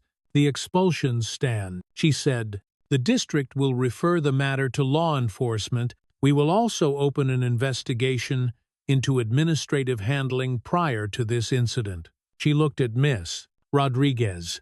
Your attempted report is noted. Thank you. Reeves leaned forward as if the table might move if he willed it. This isn't over, he said. His cufflinks caught the fluorescence. Two cold sparks. Power fails under its own heat sometime. Miss Rodriguez murmured. Not to him. Kendra felt the release ripple. Low and complicated. Victory didn't taste like sugar. It tasted like metal and rain after a summer fire. She watched Connor sink back into his chair. Hands empty now. Hat forgotten on the floor. Sacrifice arrives quiet. It doesn't trumpet itself. Outside, weather had shifted without asking permission. The sun burned a hole through thin clouds, then hid again. People spilled onto the sidewalk in knots that formed and dissolved with new facts. A reporter angled a mic toward Kendra, then thought better of it when Nia's look landed. The air smelled like wet concrete and hot brakes. Are you okay? Zoe asked. I'm tired, Kendra said. Honesty didn't require decoration. And wired. And hungry for something fried. I know a place. Marcus said. He said it like a man out of missions, learning how to plan small mercies. They turned the corner and passed a shop with the blinds half down. In the window, a red digital clock reflected backward. Shirar, 03 becoming 30. Arshayi, time undoing itself for fun. Someone had taped a flyer to the glass Accessibility Town Hall. Tuesday, 7 p.m. And the tape bubbles caught dust in perfect ovals. Hey, a voice called. Kendra turned. A freshman she'd noticed around campus, brown braids, backpack too big, stood with one hand on a newer chair. I liked your post, the girl said. Cheeks pink. I didn't know you could show the shaking part. You can show all the parts, Kendra said. Even the weird faces. The girl laughed, grateful for permission she shouldn't need. See you around, she said, and rolled away with a rhythm that hadn't yet learned this town's cracks. They ate at a counter that smelled like onions and hope. Grease popped. Ice rattled in tall glasses. The cook's radio hissed between songs, snatches of drums, a lost chorus. Kendra bit into a fry so hot it scalded the roof of her mouth. She grinned through it. What now? Zoe asked, Struff squeaking. We keep doing, Kendra said. Meetings. Training. Living. Maybe we write things down that weren't written before. Marcus lifted his coffee in a small toast. To written things, he said. To unwritten courage, Nia said. Kendra's phone buzzed against the formica. A text from an unknown number. The preview read, This is the DA's office. We'd like to schedule a time to meet. She slid the screen dark. Not running, not gloating, just on to the next true thing. The hallway outside the old gym held the damp of 70 years, paint peeled where banners had once hung. The door opened with a stadium sigh. Inside, the varnished floor threw back light from high windows. Dust swam in the shafts like tiny fish.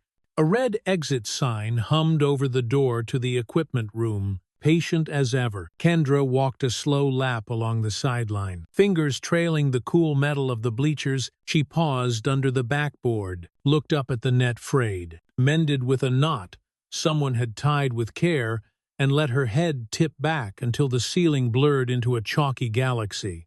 She closed her eyes and listened.